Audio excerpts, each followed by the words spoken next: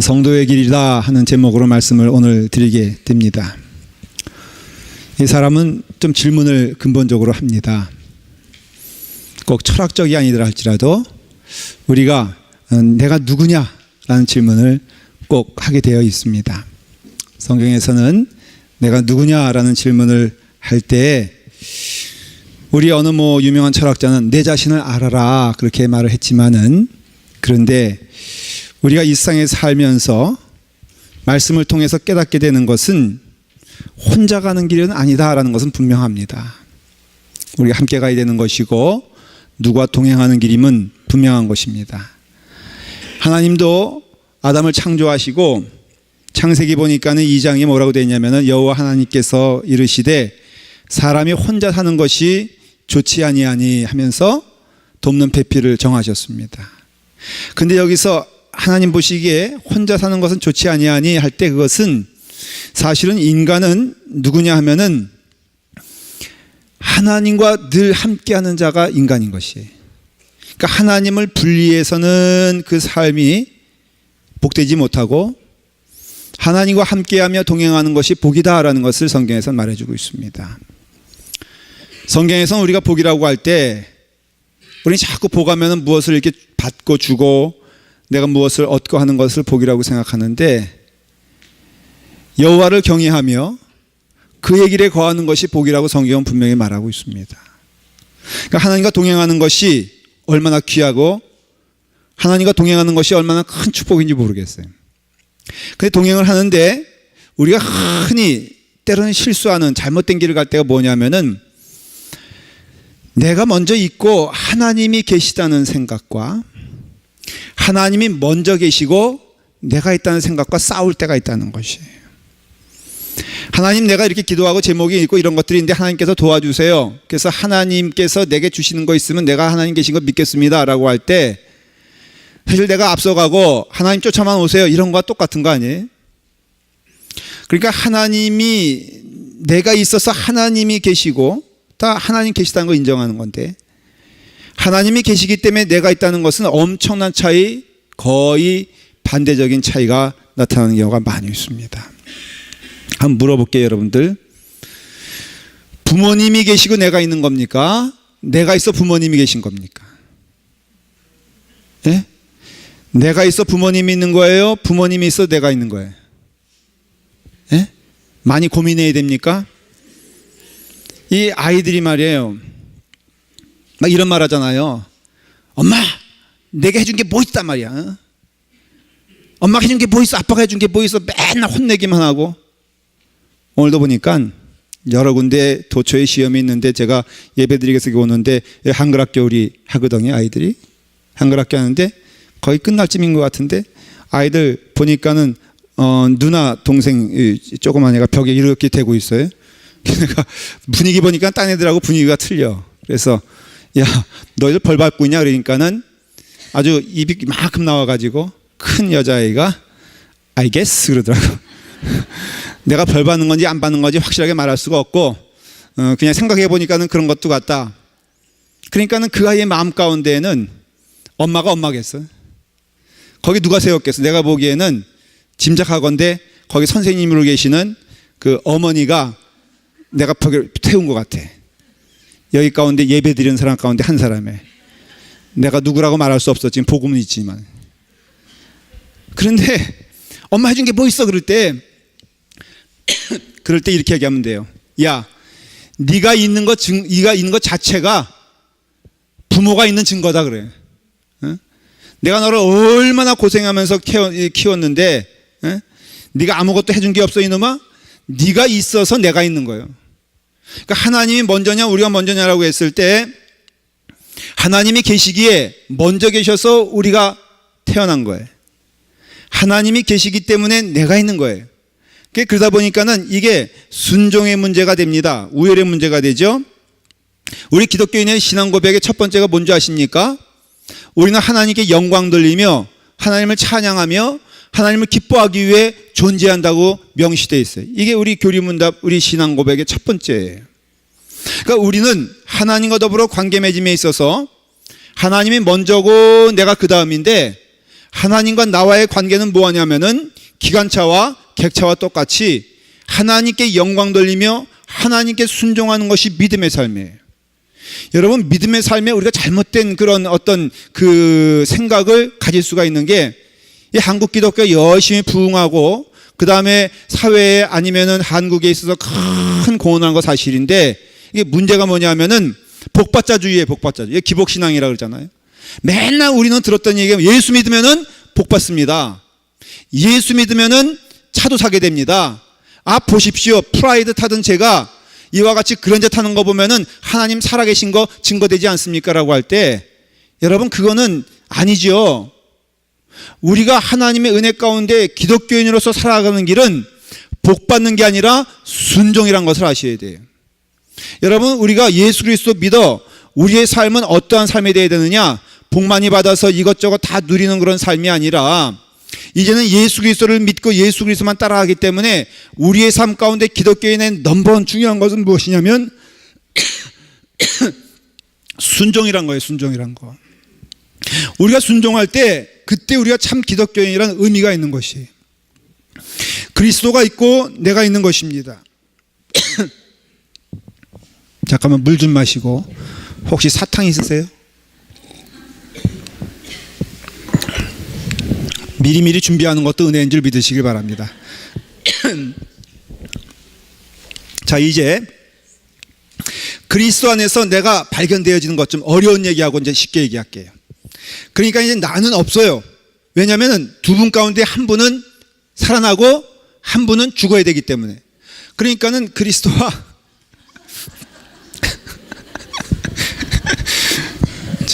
유 장로님 혹시 안 주시려다가 할 수 없이 주시는 거 아니에요? 빨리 주셔야 되는데. 제가 이걸 이렇게 굴리면서 먹으면 설교가 되겠습니까? 안 되겠습니까? 불량스럽겠습니까? 안 그러겠습니까? 이렇게 간을 좀 맞추고 또 필요하면 제가 하겠습니다. 너무 일부 예배 때 제가 너무 은혜롭게 설교를 했어.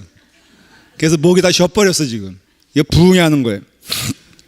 그러니까 두 사람 가운데 한 사람은 죽어야 돼. 하나님과 우리 사이에 우리가 순종이라고 했을 때 그 순종은요, 사실은 내가 죽는 거예요. 이제는 내 안에 누가 산다고요? 그래서 빌립보서 1장 21절에 보니까는 내 안에 사는 것 내게는 예수 그리스도라 그랬어요. 그러니까 절반, 나 하나님 내 절반 이렇게 살고 절반 하나님께 양보하여 하나님 뜻대로 살게요. 이게 아니라 이제는 내 안에 내가 없고 하나님이 계신 것, 예수님이 사신 것, 갈라디아서 2장 20절 잘 알잖아요. 내가 그리스도와 함께 십자가에 못 박혔나니 그런즉 이제는 내가 사는 것이 아니요 오직 내 안에 그리스도께서 사시는 것이라 그랬어요. 그러니까 이 뜻이 무엇일까 대체? 내 안에 그리스도께서 사신다는 것은 위로하고자 함이실까? 나의 길을 평탄하게 다 교통정리해 주시는 걸까?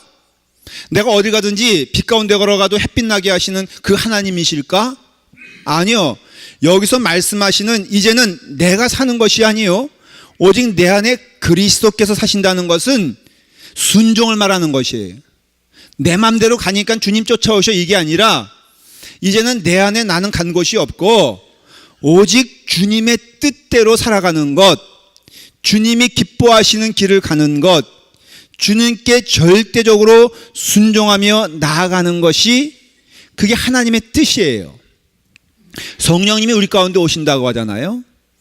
여러분, 성령님은 우리가 구원 받은 다음에 옵니까? 구원 받기 전에 옵니까? 예? 이게 어려운 질문하면 참 이게 부담스럽지 않게 예배 드리러 왔는데 참 부담스럽죠?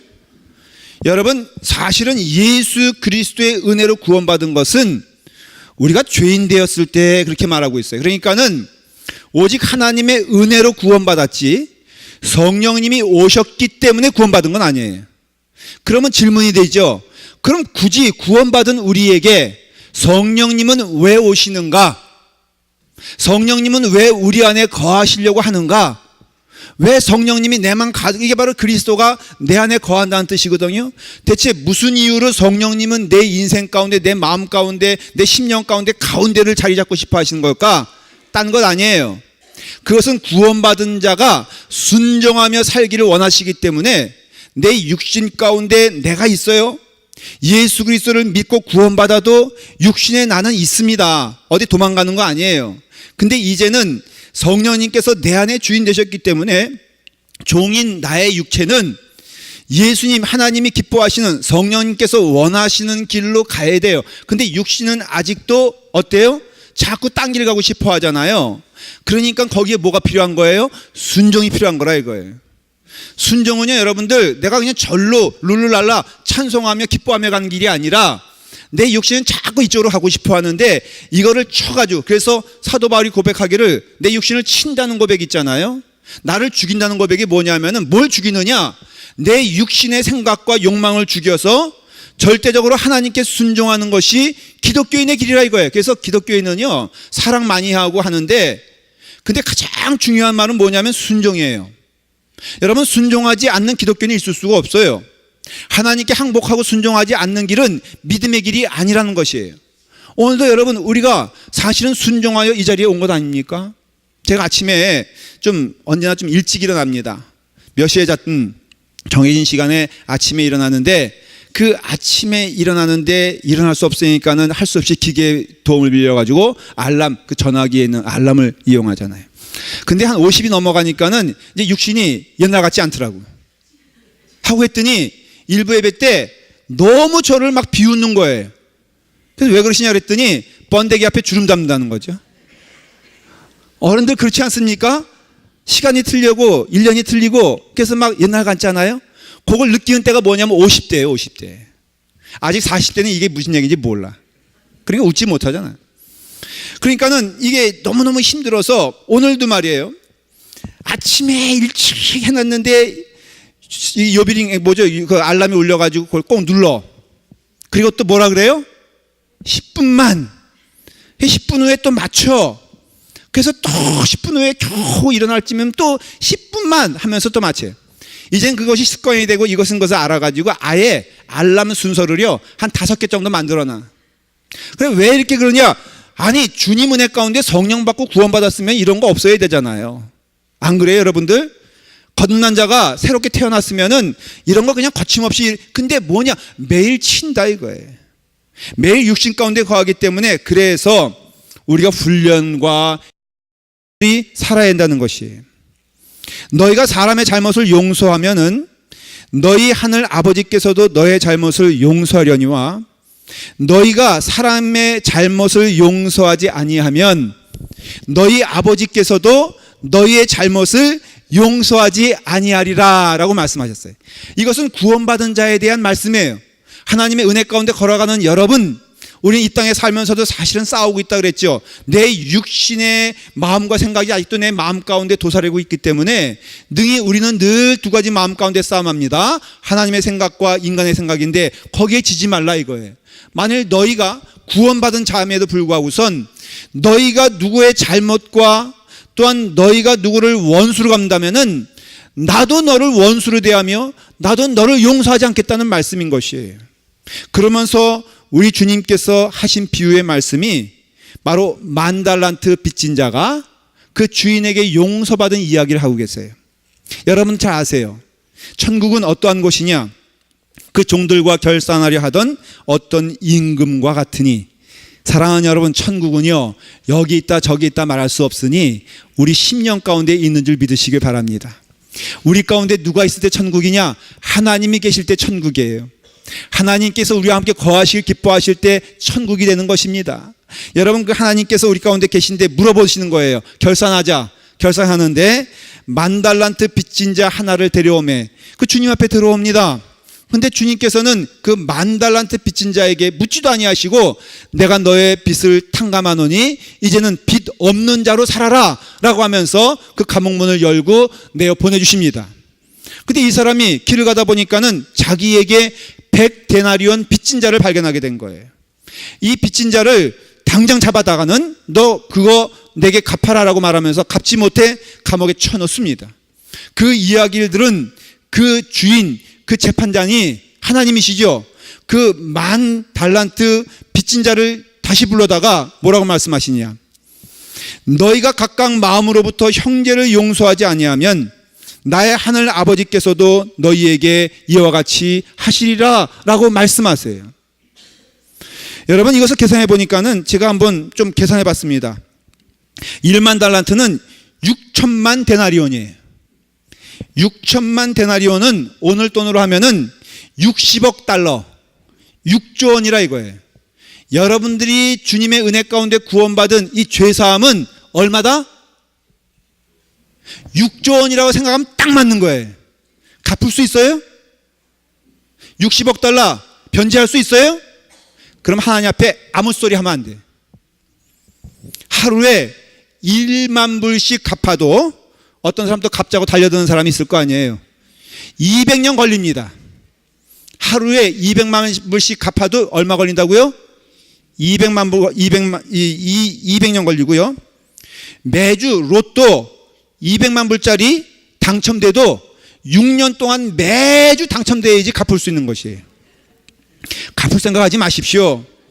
그러면 우리가 그거 갚겠다고 달려드는 것보다 뭐 하는 게 쉬워요? 용서하는 게 쉬워. 여러분, 하나님께 그거 내가 다 갚겠다고 내가 뭐 헌신하면서 헌금한다 그러는데, 여러분 헌금, 그러면 여러분 열심히 헌금하십시오. 얼마 갚아야 돼? 6조 원 갚을 때까지는 교회 못 떠나. 그러니까는 자 28절부터 33절 보면요, 제가 읽어볼게요. 이 31절에 뭐라고 되어 있냐면은 그 동료들이 그것을 보고 몹시 민망하여 그랬어요. 이게 민망하다는 것은 뭐냐면은 이 세상 사람들이 보고 있는 거예요. 야, 예수 믿는 것들이 저게 더하네 더해, 이런 소리 한다는 것이죠. 그 옆에 친구들이 그거 보면서 야, 저가 10,000달란트 용서받은 자가 100 그냥 그 얼마 그거 갚지 못했다고 저렇게 난리치는 거 보면은 야, 예수 안 믿는 게 나 라고 말한다는 뜻이에요. 이게 영적으로 말하면은. 사랑하는 여러분, 우리가 왜 용서해야 되느냐? 왜 용서해야 되느냐? 하나님께서 우리를 떠나지 아니하시고 우리 가운데 은혜와 평강을 주시기 때문인 줄 믿으시길 바랍니다. 하나님이 우리와 함께할 때 가장 큰 증거는 평강과 평화와 안입니다. 그러니까 우리가 이와 같이 내게 분명히 죄를 졌어요. 내게 빚이 있어요. 제가 이 말씀을 하면서 그 밀양이라는 영화를 좀 많이 생각을 해봤어요.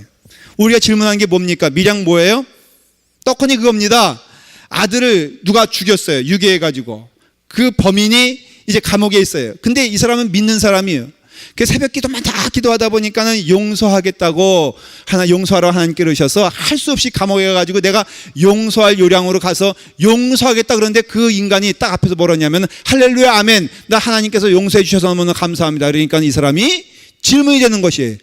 내가 용서하지 않았는데 대체 누가 먼저 용서하냐 이거예요. 이런 질문하지 않습니까? 용서받을 만 해야 용서하지. 근데 하나님께서는 용서받지 못할 그 자를 위해서 용서하는 이유가, 너가 하나님께로부터 원수되었을 때 네가 받은 은혜와 네가 받은 용서는 내가 그를 용서해야 될 그 이유보다 몇만 배, 몇천만 배 많기 때문이 아니겠느냐라는 것이죠. 옛날 91년도에 이런 사건이 있었어요. 여의도 광장이었는데, 지금은 이제 바뀌었잖아요. 그땐 광장이었는데 거기 막 자전거 타고 롤러스케이트 타고 찬택하는 사람들이 많이 있었습니다. 그 광장을요 승용차가 돌진해가지고 사람들을 막 깔아 뭉갰습니다. 2명이 죽었어요. 그 2명 가운데 1명 죽은 할머니가 고백하는 내용입니다. 죽었는데 이제 그 할머니가 너무너무 마음 가운데 분이 있는 거예요.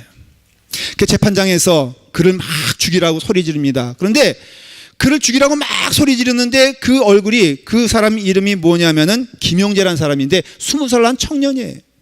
근데 이 청년이 왜 죽였냐면은 마음에 분이 있는 거예요. 청각장애자, 시각장애진 부모한테 태어나서 누구에게도 인정받지 아니하고 자기도 불구로 살아가면서 에이 이 세상 하면서 나도 죽고 너도 죽자 해가지고 달려든 거예요. 근데 그런 이야기를 쭉 이 할머니가 그 법정에서 들으면서 그 사람에 대한, 김용재에 대한 불쌍한 마음이 생기기 시작한 거예요. 근데 불쌍한 마음이 생기는 가운데 재판장은 재판을 통해서 결국은 시간이 지나가면서 자기의 남편은 화병으로 죽습니다. 자기의 며느리는 자기 자식이 죽은 거에 대한 마음으로 암에 걸려 죽습니다. 그러니까는 전 집안이 망가지는 가운데 이 할머니가 그 사람을 보면서 하나님의 음성을 들어요. 용서하라는 것이죠. 그래서 그를 안아주기 시작합니다. 마음 가운데 뭐라고 얘기하냐면은 그 사람을 면회하는 첫날 그 불쌍한 청년, 그러나 살인자인 그 청년이 그 할머니를 보자 사시나무 떨듯이 떨어요. 떠는데 그 청년을 이렇게 보면서 내가 당신을 손자라고 생각하고 사랑합니다. 매주 그 사람을 면회해 옵니다. 고린도전서 13장의 말씀을 함께 읽습니다. 이 청년이 눈에 보이지가 않아요. 아주 잘 안 보이는 걸로 차로 밀고 간 거예요. 안경을 맞춰줍니다. 성경을 보게 합니다. 함께 글을 읽습니다. 사랑은 오래 기다립니다. 사랑은 친절합니다. 사랑은 시기하지 아니하며 뽐내지 아니하며 교만하지 않습니다. 사랑은 무례하지 않고 이익을 추구하지 않으며. 근데 이 마지막을 읽어야 되는데 이 할머니가 거기서 주춤합니다. 무엇에 대하여? 사랑은 모든 것을 덮어주고 모든 것을 믿으며 모든 것을 견뎌냅니다. 그 말씀을 고백하면서 이 할머니는 그 청년을 부여잡습니다. 손을 잡습니다. 그리고 하나님께 고백합니다. 하나님, 이 사람을 내 자녀로 삼겠습니다. 궁극에는 이 청년은 교수형에 처해 죽게 됩니다. 그러나 그는 하늘나라에 갑니다. 그때 그 할머니가 뭐라고 고백하냐면은 하나님께서 내게 은혜 주셔서 내가 지금 평안합니다 그럽니다. 내가 만일에 그 청년을 용서하지 않았다면은, 내 자녀로 받아들이지 않았다면은 지금 내 마음 가운데에는 원수는 갚았을지 모르지만 내 마음은 요동치며 지옥 가운데 살 것입니다. 사랑하는 여러분, 용서하는 삶의 가장 중요한 이유는 하나님이 그 마음 가운데 거하시기를 기뻐하시기 때문입니다. 여러분의 마음 가운데 누구든지, 이거는요 사실은 거창하게 내 자녀를 죽인 아이를 놓고 얘기하는 것뿐 아니라 이 골로새 교회에도 그런 문제가 있었습니다. 믿음 생활의 모든 것에 있어서 나를 언짢게 하고 힘들게 하고 어렵게 하는 문제들이 있었습니다. 이 모든 것에서 용서의 삶으로 우리가 주님께 나아갈 때 하나님은 그 영혼을 기뻐하시고 축복하신다는 것이에요. 여러분들 각각의 상황이 뭔지 모르겠어요. 그러나 분명한 것은 이 말씀을 여러분들의 삶의 원리로 묵상하며 기도하시며 싸우시는 여러분들에게 간절히 축원을 드립니다. 대강 보니까는 여러분들은 아니고 저의 통계를 내봤어요. 제가 한번 내 삶을 통해서 이런 문제에 있어서 어떻게 내가 온전하게 하나님께 나아갈까 생각해 봤더니, 용서의 문제를 놓고 봤더니요, 퍼센테이지가 나오더라고요. 50%는 내 인생에 있어서 오해예요, 오해. 나 혼자서 괜히 원수 만든 거예요. 저 사람은 전혀 관계가 없는데 때로 실수를 한 것들이 내게는 오해가 되는 게 50%예요. 이건 어떻게 하면 돼요? 50% 오해를 풀면 돼. 쉽죠? 30%는 뭐냐면은 이게 오해는 아닌데 이해할 문제예요. 분명 잘못한 거 많은데 그 사람을 보니까는 내가 이해해주면 될 만한 문제. 여러분 30%가 그렇다면은 이해할 문제는 어떻게 하면 돼요? 예? 이해하면 돼. 이게 안 하려고 작정하신 분들 같아요. 자, 물어볼게요. 오해하는 문제는 어떻게 하면 돼? 오해를 풀면 돼. 어려워요? 쉬워요? 쉬워요. 이해할 문제는 어떻게 하면 돼? 이해하면 돼요. 쉬워요? 어려워요? 쉽죠? 그러니까 오해한 거는 오해 풀면 되고 이해할 거는 이해하면 돼. 20%가 문제인데 이게 뭐냐면은 아무리 생각해도 이거는 오해도 아니요. 이거는 맞아. 나를 또 지속적으로 나를 멸망시키려고 그러고 나를 욕하고 나를 못되게 해. 이런 거 뭐 하면 돼? 예? 포기하면 돼? 천만의 말씀. 그래서 오늘 말씀이 나온 거예요. 12절 한번 13절 다시 읽고 14절 읽어보세요. 오늘 결론 말씀이에요. 시작. 누가 누구에게 불만이 있거든 서로 용납하여 피차 용서하되 주께서 너희를 용서하신 것 같이 너희도 그리하고. 여기까지. 그러니까 용서는요 수동적인 거야. 그냥 용서해. 나는 그냥 안 봐. 이게 아니라 그 다음에 중요한 말씀이 14절이에요. 시작.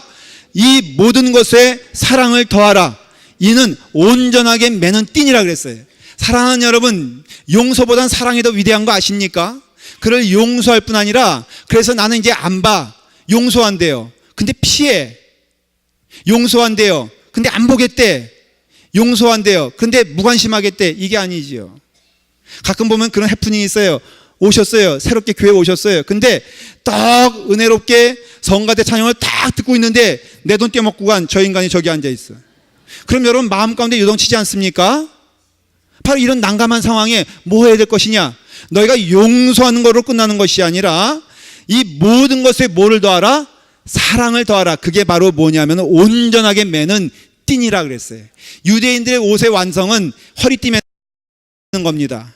마찬가지죠. 우리의 삶을 통하여서 주님의 은혜 가운데 용서는 나를 가장 사랑스러운 가정을 만들게 하고요, 용서는 나를 가장 현명한 사람으로 만들고, 용서는 나를 가장 편안한 사람으로 만들어 줍니다.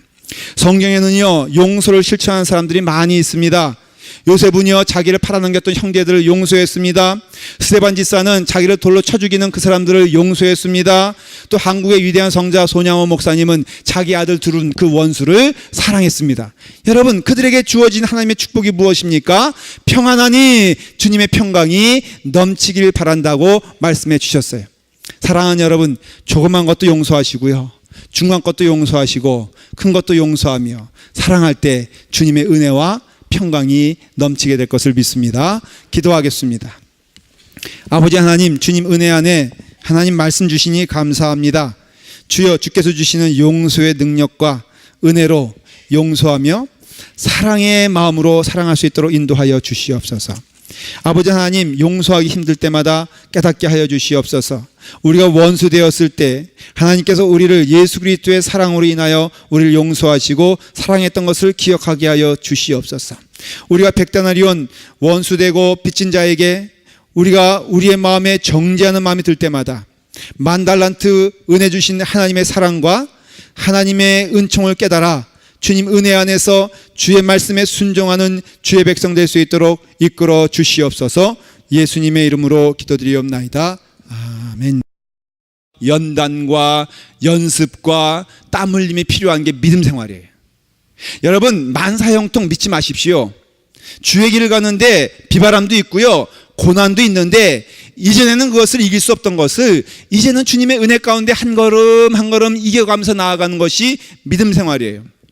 오늘 말씀 12절에 보니까 뭐라고 되어 있냐면은, 그러므로 너희는 하나님이 택하자 거룩하고 사랑받는 자처럼, 이 자처럼이란 뜻은 뭐냐면은 아직 그거 아니에요. 그냥 그렇게 믿고 가라는 것이에요.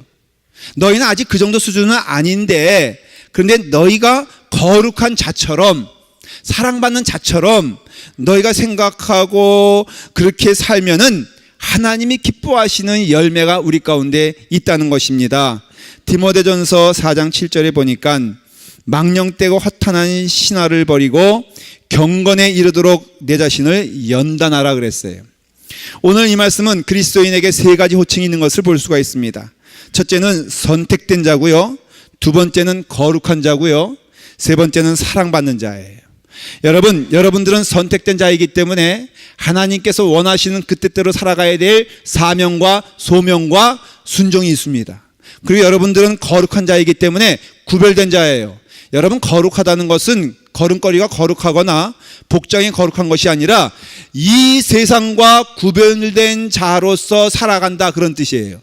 다시 말하면은 이 세상 사람들이 살아가는 방법, 이 세상 사람들이 믿는 방법, 이 세상 사람들이 추구하는 방법이 아니고 우리 심령 가운데 얘기하는 거예요. 우리는 하나님께서 허락하신, 하나님께서 원하시는, 하나님께서 기뻐하시는 길을 가는 것이 성공이라고 믿고, 그 길에 열매와 은혜가 있다라고 믿고, 하나님이 기뻐하시는 길은 바로 그와 같이 거룩한 자가 되어서 세상의 방법이 우리 몸에 익숙하고 우리 마음 가운데 익숙해도 그거 이제 믿지 아니하고 하나님이 기뻐하시는 길, 하나님께서 원하시는 길을 갈 때 거기에 인생에 참된 약속된 복이 있다라고 믿고 그 뜻을 따라 순종하는 자가 되는 것이에요. 그리고 여러분들, 사랑받는 자가 되는 것이에요. 그래서 우리가 사랑받는 자이기 때문에 사랑하는 자가 될 수 있는 것이에요. 제가 고아원을 어릴 때 자주 가서 유문 고용을 하고 그랬어요. 근데 고아원에 있는 아이들의 특징이 있어요. 뭐냐면은 고아원에 있는 아이들은 금방 눈앞에 있는 것을 움켜잡기는 빠른데 누구에게 베풀거나 사랑을 주는 것은 잘 하지 못해요. 그래서 제가 친구가 생겼습니다. 고아원에. 그래서 고아한테 물어봤습니다. 왜 너희들은 왜 그렇게 맨날 움켜잡기만 하고 뺏으려고만 하고 왜 사랑을 주는 것은 왜 그렇게 하지 않느냐 그랬더니 그 아이의 답이 뭐냐면 자기는 한 번도 사랑받는 법을 배운 적이 없다는 것이에요. 자기는 한 번도 누구에게 사랑을 받아본 적이 없기 때문에 그 사랑이 뭔지 모른다는 것이 맞는 얘기 아닙니까? 여러분, 사랑을 받는 자는 사랑을 줄 수 있어야 돼요. 오늘 성경에서 너희가 하나님의 사랑을 받은 자처럼 뭐 하라? 사랑하라 라고 말하고 있어요. 너희가 용서를 받은 자처럼 뭐 하라? 용서하라고 말하고 있어요. 여러분, 용서와 사랑은 세상에서 나오는 것이 아니라 오늘 말씀에도 뭐라고 되어 있습니까? 주께서 너희를 용서하신 것 같이 너희도 서로 용서하라 그랬어요. 너희가 서로 용서하면은 하나님이 그 노력 보시고 그것 보시고 여기 뭐 훈장 달아준다 그것이 아니라 하나님께로부터 받은 사랑과 하나님께로부터 받은 은혜가 우리 가운데 있다면은 우리는 세상과 구별되어 하나님의 기뻐하시는 길을 가는 자가 되는 것이 아니냐. 통계를 내봤습니다. 믿는 자들에게. 그랬더니 믿는 자들이 가장 부담스럽게 생각하는 호칭이 뭐냐 그랬더니 성도라 그래. 성도란 거예요. 여러분들을 성도라고 부를 때 부담스럽습니까? 기쁩니까? 예? 기쁩니까? 즐겁습니까? 그런 분들은 오늘 설교를 들을 필요가 없어요. 여러분, 성도란 것은요 구별됐다는 것이거든요. 근데 뭐가 구별됐어요? 세상 사람들과 뭐가 다릅니까? 세상 사람들 남의 거 훔칠 때 요즘 믿는 자들도 훔쳐도 사실은 상관없어요. 남들처럼 거룩하게 살지 않고 막 살아도 그냥 예수 그리스도 믿는다는 것, 그것 때문에 자기를 합리화시키는 경우가 참 많습니다. 그렇기 때문에 성도란 말이 참 우리에게는 부담스러운 거예요. 성도는요 어떨 때 기쁘냐면은 참된 순종이 동반될 때 기쁜 것이에요. 사랑하는 여러분, 여러분들은 순종의 복을 많이 받기를 간절히 축원합니다. 여러분들의 인생과 삶을 통하여서 하나님께 영광 돌리고 하나님을 기뻐한다는 것은 무엇이냐면은 바로 순종하는 자의 삶을 통하여 하나님 기뻐 받아주시는 예물되고 제물되고 또한 예배가 된다는 것을 기억하시기를 바랍니다. 첫째는요, 거룩한 자, 하나님의 사람이 살아가는 모습이 있습니다. 그 첫 번째가 뭐냐면은 사랑받는 자처럼 옷을 입어야 합니다. 그것이 무엇이냐? 오늘 12절에 보니까는 첫째, 궁율, 그 다음에 자비, 겸손, 온유, 오래 참음을 옷 입어라 이렇게 말하고 있어요. 여러분, 이런 것을 다 합치면은 우리의 삶 가운데 궁율한 마음으로, 자비한 마음으로, 좀 넉넉한 마음으로 살아가는 여러분 되기를 하나님이 원하신다는 것이에요. 누구에게? 누구와 함께? 살아가는 것은 하나님과 함께지만은 이 말씀은 사실은 내게 있어서 나를 만나는 사람에게 나눠주고 또한 보여지고 그 다음에 또 함께하는 삶인 것을 알 수 있어요. 모쪼록 궁휼한 삶 사시기를 간절히 축원합니다. 자비한 마음이 넘치기를 간절히 기도합니다. 겸손하십시오. 온유하십시오. 오래 참으십시오. 이것이 참 어려운 것은 상대방이 내가 사랑할 만해야지 사랑해죠. 내가 그에게 궁유를 베풀 만한 상대가 돼야지 궁유를 베풀죠. 그런 뜻이 아니에요. 궁유를 베풀 상대도 아닙니다. 받을 준비도 돼 있지 않습니다. 늘 사랑받을 만한 자격이 없는 자인데도 그를 사랑하는 것이 바로 이것이 주께서 말하시는 궁율과 온유의 마음이라 이거예요. 그러니까는 그러려면은 어떻게 해야 되냐? 무게중심이요 나에게 있지 아니하고 상대에게 있으면요 이게 가능합니다. 2살 3살 난 아이가 있잖아요. 이 아이가 아장아장 컸습니다. 여러분, 이 아이가 무슨 짓을 해도 이해가 됩니까 안 됩니까? 여러분, 2, 3살 기저귀 차고 이 아이가 기저귀에 오줌 쌉니다. 이해가 됩니까? 똥을 막 싸지 낍니다. 이해가 됩니까? 여러분, 기저귀를 이렇게 갈아주겠다고 하는데 내 얼굴에 면상에다 대고 오줌을 찍 쌉니다. 이해가 됩니까? 여러분, 기저귀를 또 풀러가지고는 그 묻은 거 가지고선 벽에다 뭐 한다고요? 이해가 됩니까? 다 이해가 되잖아요. 그렇죠? 왜 그렇습니까? 무게의 중심이 그 아이에게 있기 때문이에요. 여러분들, 우리 성인들이, 여기 있는 사람들이 여러분 기저귀 차고 다니면 이해가 됩니까?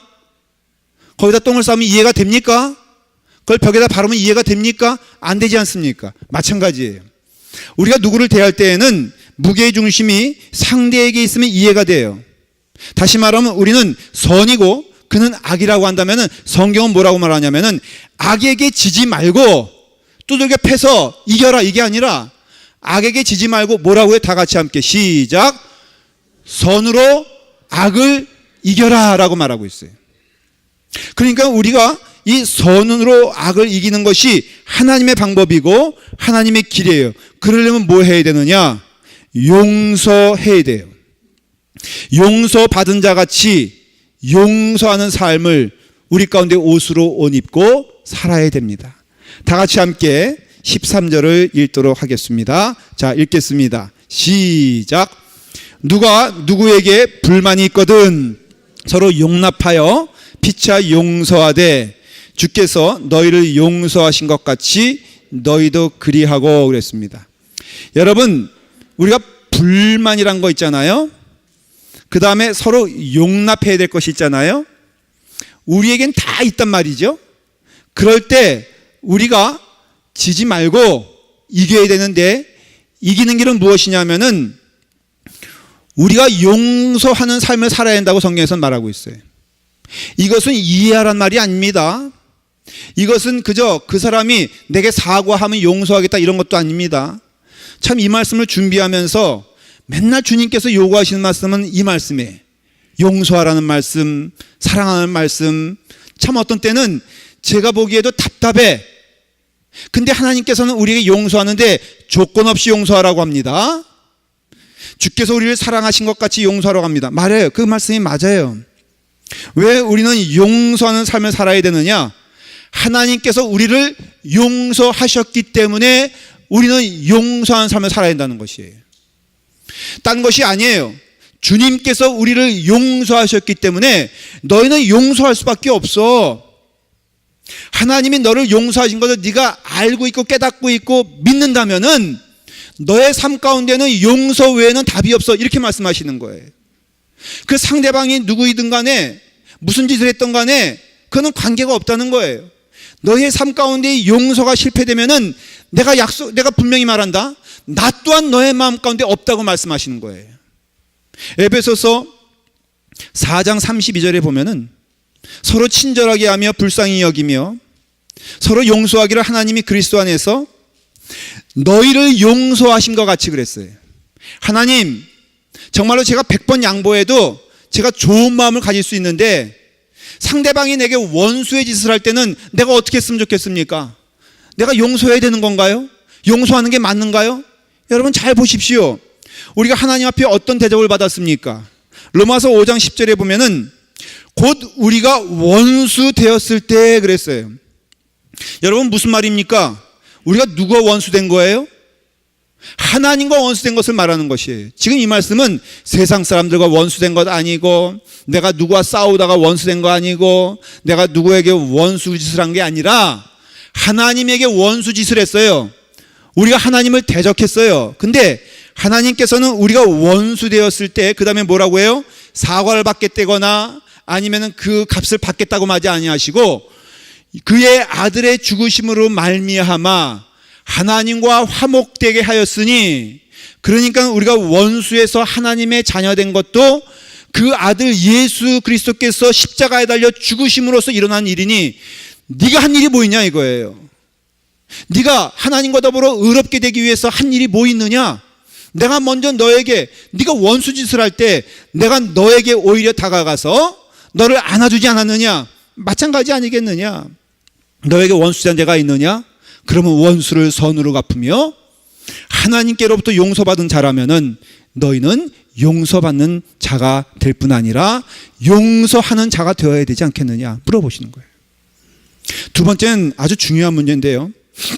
우리가 용서받은 자로서 살고 있지 않습니까? 예수 그리스도 믿는 자로서 우리는 용서받은 자입니다. 그러면 이 용서받은 이 은혜가 우리 가운데 충만해지길 원한다면은 용서하는 삶을 사셔야 합니다.